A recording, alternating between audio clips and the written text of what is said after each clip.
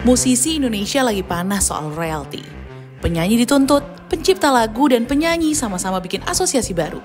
Sistem dibilang ngaco, semua saling tunjuk. Para pencipta lagu ini banyak yang tidak mendapatkan hanya dari atas eksploitasi atas karya itu. Cuman kita pengennya dengan cara yang benar gitu, yang tidak menyisakan masalah gitu. Karena menurut kita yang ini menyisakan masalah.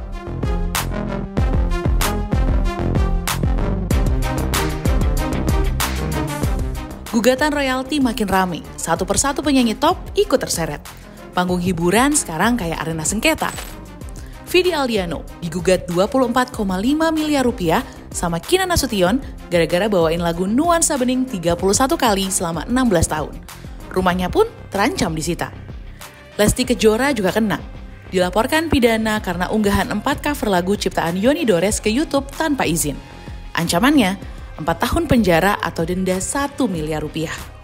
Agnes Mo pun diwajibkan bayar 1,5 miliar rupiah karena bawain lagu Bilang Saja di 3 konser. Masalah ini muncul karena banyak pencipta lagu ngerasa nggak dihargain. Penyanyi dapat panggung, dapat duit dari nyanyiin lagu orang. Tapi penciptanya kadang cuma dapat royalti yang nggak masuk akal. Pencipta lagu Satrio Yudi Wahono atau biasa dipanggil Piyu dan kawan-kawan pencipta lagu lainnya akhirnya bikin aksi Asosiasi Komposer Seluruh Indonesia. Mereka mau sistem yang lebih transparan. Caranya, pakai jalur direct licensing. Bayar langsung ke pencipta, nggak muter lewat lembaga. Para penyanyi atau para pengguna karya ini, mereka dengan menggunakan karya-karya dari para pencipta lagu ini, bahkan manfaat ekonomi sudah luar biasa. Tapi sebaliknya, para pencipta lagu ini banyak yang tidak mendapatkan hanya dari atas eksploitasi atas karya itu. Konser-konser saya itu kan banyak banget, tapi itu konsernya dari langsung kan banyak, kenapa cuma hanya 125.000? Karena memang ada di sini, tapi tidak ada breakdown yang jelas. Jadi hanya pendapatan konser saja. Pendapatan konser saja untuk tahun sekian tuh segitu nilainya. Di tengah ribut-ribut ini, sorotan paling tajam justru mengarah ke sistem yang mengatur royalti, LMK dan LMKN. Sebenarnya sih sistemnya ini dibuat untuk bantu para pencipta lagu dapetin haknya. Tapi kenyataannya, banyak yang bilang sistemnya masih semrawut, nggak transparan, dan nggak jelas aliran dananya.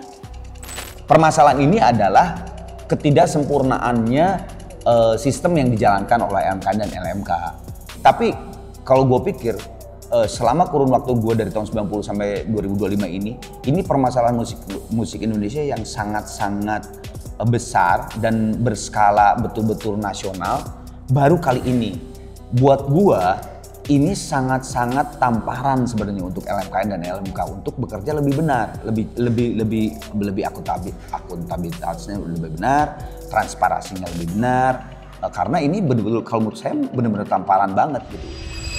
Demi mendapat kejelasan 29 penyanyi yang tergabung dalam gerakan Visi, Vibrasi Suara Indonesia, menggugat UU Hak Cipta ke Mahkamah Konstitusi sejak 7 Maret 2025. Mereka menilai ada pasal-pasal yang multitafsir, bikin bingung, dan jadi sumber polemik berkepanjangan. Ada 4 hal utama yang dipersoalkan dalam gugatan UU Hak Cipta oleh Visi.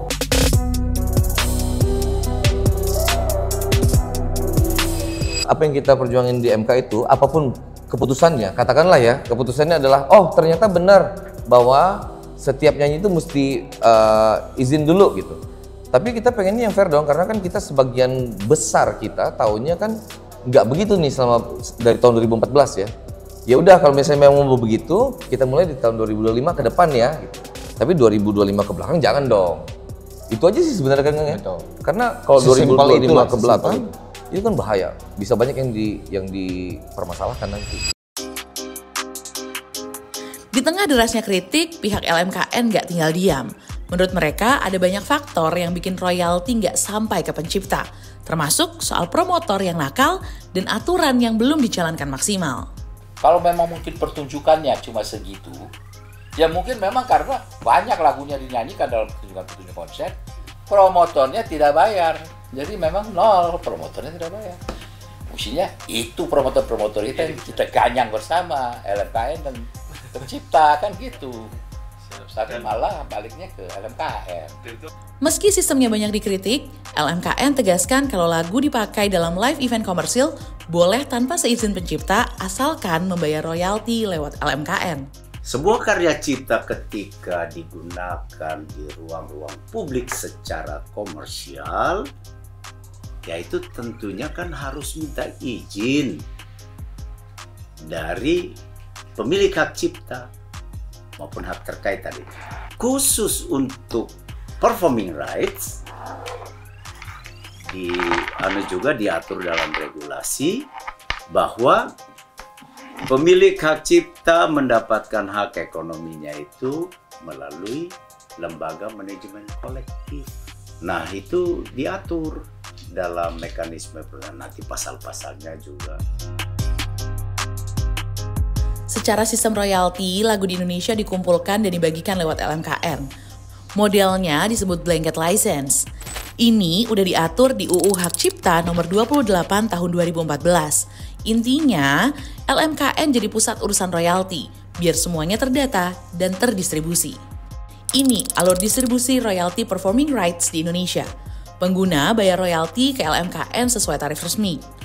LMKN lalu terusin ke LMK yang mewakili pencipta dan penyanyi.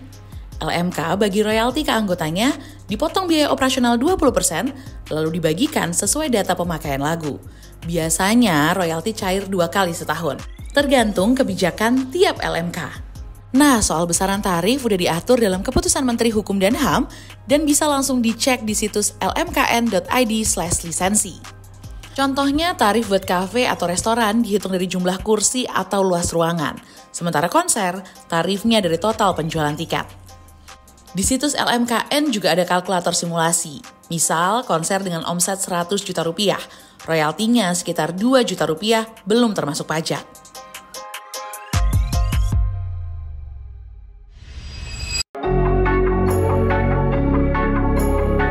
Nah, muncul pertanyaan, boleh nggak sih bayar royalti langsung ke pencipta lagu tanpa lewat LMK? Direct licensing boleh, tidak harus melalui LMK, karena undang-undang tidak mengharuskan, kecuali undang-undang mengharus. Menurut saya hibrida ya, karena kalau melalui MK semuanya nanti akan bisa mengurangi hak pemegang hak cipta. Yap, beberapa pihak nyaranin pakai sistem hibrida, gabungan antara lisensi kolektif dan lisensi langsung, supaya bisa disesuaikan dengan kebutuhan. Tapi yang jelas, pemerintah harus turun tangan sih, karena ini bisa jadi jurisprudensi. Kalau nggak ditangani, bakalan banyak kasus serupa yang muncul. Dan pemerintah harus turun untuk kasus kayak gini. Ini nanti orang bisa pakai angka yang lebih nggak masuk akal lagi. Ini bisa menjadi jurisprudensi. Dan oleh karena itu kita khawatir ini akan diikuti oleh kasus-kasus yang lain berturut-turut ya. Terbukti dari Agnes Mo ke Aribias, ini diikuti lagi Vidi Aldiano dengan Bang Kina Nasution. Jadi kita minta pengadilan juga harus lebih arif bahwa benar ada kasus pencipta lagunya dinyanyikan tidak dibayarkan royaltinya, itu nyata, itu harus diselesaikan permasalahannya kalau bisa yang adil, yang damai, nggak menimbulkan kebingungan baik musisi pencipta lagu dan buat publik. Buat publik juga, publik kan pendengar itu kan punya hak juga ya untuk punya kedamaian. Polemik royalti ini bukan cuma soal angka, tapi soal keadilan. Selama sistemnya masih blur, konflik kayak gini bakal terus terjadi. Nah, menurut kalian, gimana sih sistem royalti yang ideal? Kolektif, langsung, atau campuran?